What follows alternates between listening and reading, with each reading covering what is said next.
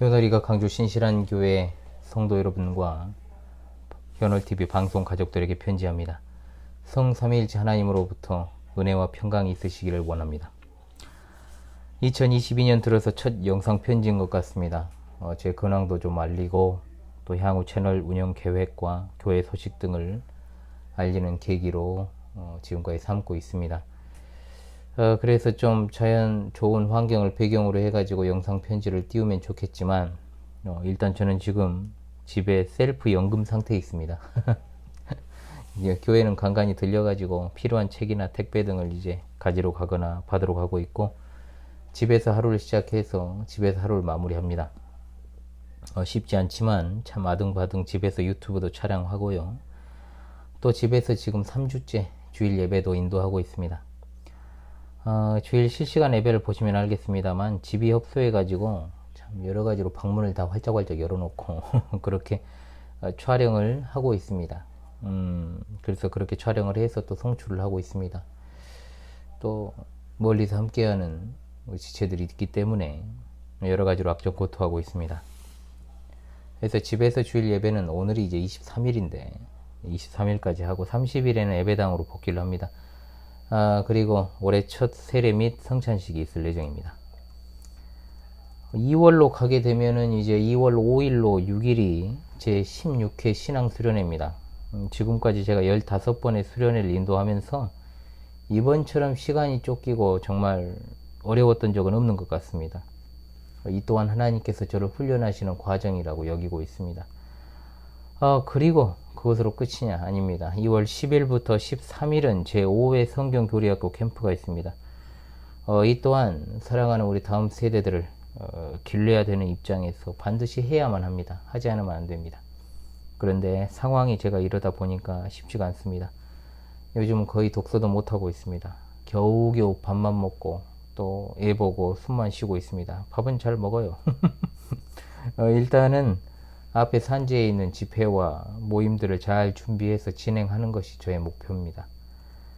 아이 분유 먹이고 또 안아주고 재우고 하면 한두 시간은 뭐 후딱 가버리죠. 또 목욕 몇 번 시키면 일주일이 금방 갑니다. 그리고 어느 사이에 또 주일 설교하고 있는 저를 발견합니다. 목회에 집중을 제대로 하지 못하는 것이 가장 큰 고충이고, 여러모로 제가 좀 나이가 먹은 상태에서 아이를 갖다 보니까 참 머리가 팍팍 잘 돌아가고 좀 정말 힘도 나만하던 30대 초중반이 너무나 그립습니다. 사실 제 인생의 목표가 32살에 장가가서 애 낳는 것이 목표였습니다. 그런데 10년이 더 걸려버렸으니까 좀 몸이 지칠만도 하죠. 어찌되었든 좀 넋두리를 했네요. 이런 상황입니다. 하루하루 그렇게 보내면서 방송도 겨우겨우 찍어 올리고 있습니다만, 그렇다라고 절대로 제가 억지로 하고 있지는 않습니다. 즐거움으로 제가 사역을 하고 있고 또 목회도 하고 있는데, 다만 여유가 정말 없다 보니까 마음이 참 공고한 상태인 것은 분명 사실입니다. 국가적으로나 사회적으로 참 대혼란과 위기의 시대입니다. 또 이렇게 그러나 개인의 일상들은 또 흘러가죠. 이 시간도 지나놓고 보면 다 하나님의 은혜로 충만한 시간이었음을 회고할 때가 올 것이라 봅니다. 우리 성도님들과 그리고 현월TV 시청자들께 더 마음을 제가 쏟지 못하는 것이 마음이 좀 그렇습니다.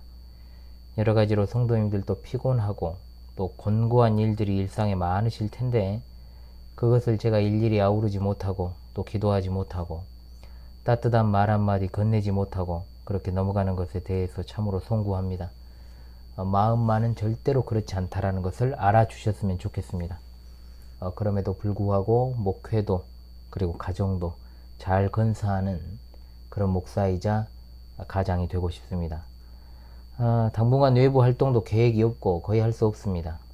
뭐 원래도 잘 하지 않는 스타일인데, 지난 금요일에는 또 이제 외부에 일정이 있어서 나갔다 오긴 했습니다만 그래도 마음이 편하지 않습니다. 빨리 집으로 와야지. 그렇지 않습니까? 그래서 원래 잘하는 스타일은 아닙니다. 외부 활동을. 말 그대로 저는 정말로 집과 교회밖에 없습니다. 처음부터 지금까지 쭉 제게 피난처는 언제나 교회였고 가정이었습니다. 여러분도 마찬가지이실 것이라고 생각합니다. 예배당 저의 서재가 춥긴 해도 지난 8년을 그곳에서 목회 연구를 하던 곳이라서 그래도 그곳에서 집중이 좀 되는데, 일단 집은 춥진 않아요. 제가 춥다 말 안 하잖아요. 근데 책상이 너무 불편합니다. 여러모로 잘 안 돼요, 이게 여러 가지로. 그래서 여기서 어찌되었든 사활을 걸어서 또 주일 준비, 수련회 준비, 유튜브 또 방송 준비, 또 캠프 준비를 해야 하니 여러분에게 기도를 좀 부탁을 드리겠습니다. 채널 운영 방향은 뭐 제가 작년 말에도 말씀을 드렸습니다만 크게 달라질 것이 없겠습니다. 여러 계획도 있고 하고 싶은 것들은 많이 있지만 그것이 생각처럼 되진 않습니다. 상당히 많은 시간들을 할애를 해야 되기 때문에 그렇습니다. 마태복음 26장 41절에 우리 주님께서 제자들의 믿음을 걱정하시면서 하신 말씀이 있죠. 시험에 들지 않게 깨어 기도하라. 마음에는 원이로되 육신이 약하도다.